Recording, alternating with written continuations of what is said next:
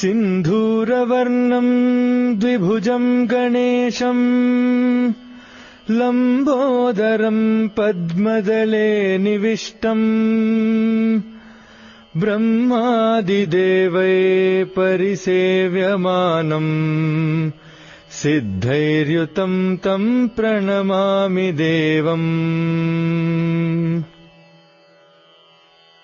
सृष्ट्यादौ ब्रह्मणः सम्यक् पूजितः फलसिद्धये सदैव पार्वतीपुत्रा ऋणनाशं करोतु मे।